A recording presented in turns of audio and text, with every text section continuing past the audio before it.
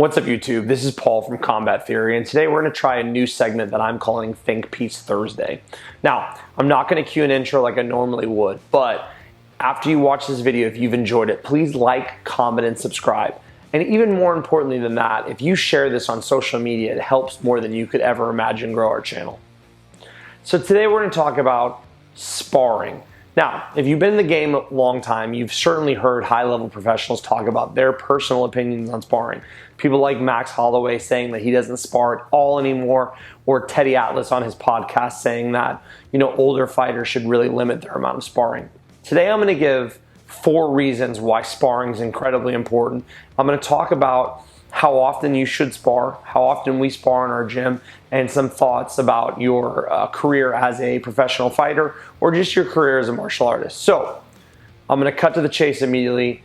Number 1 reason that we spar, something we call stress inoculation. So we'll put away the word inoculation for a moment and we'll just talk about stress. 2 major things that happen to combat athletes under stress. The number 1 thing that I hear amateur debut fighters say is, I couldn't hear my corner.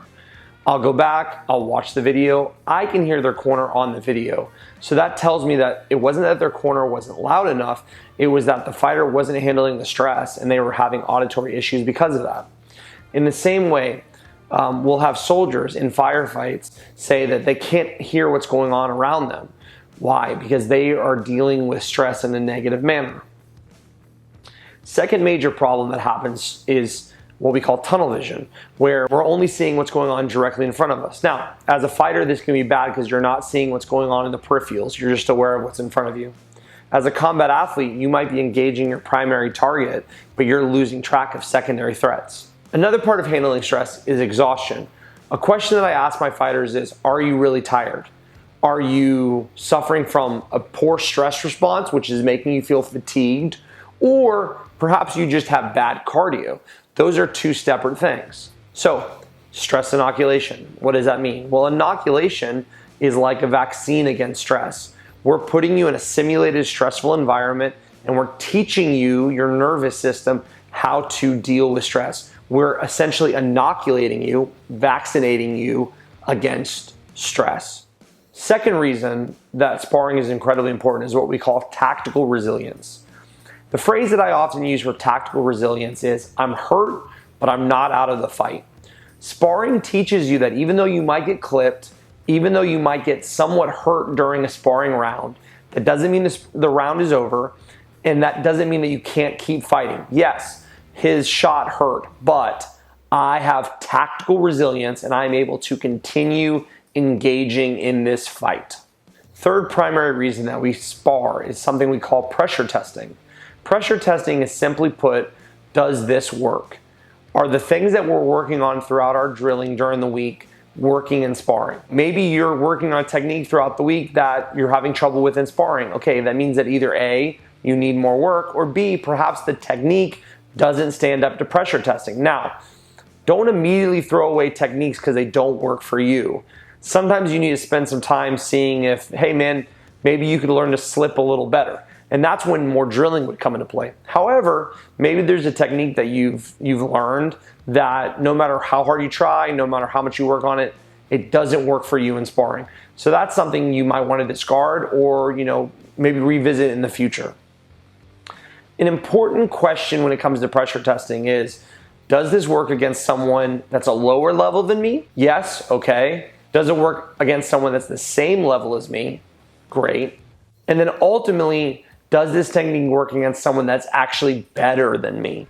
And that's when you might have a sign that you're starting to master a technique. Fourth reason that sparring is incredibly important is the developed response time. Your mind is willing, you see what's going on, but you're having trouble responding in a timely fashion.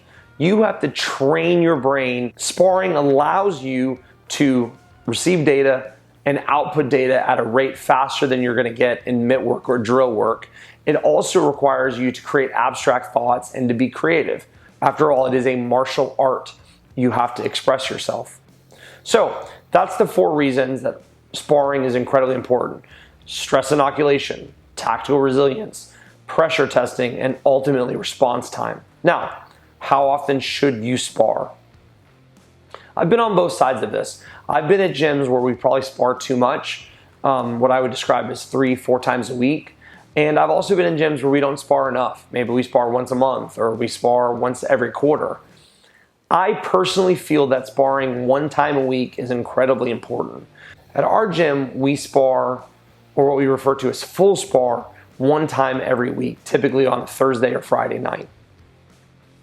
In addition to that, depending on the workload throughout the week, we might do situational sparring, where we work on maybe very specific games and we spar those games, but this is not full sparring. This is sparring within a realm. Perhaps we're only sparring the jab, or we're only sparring, the jab plus low kicks.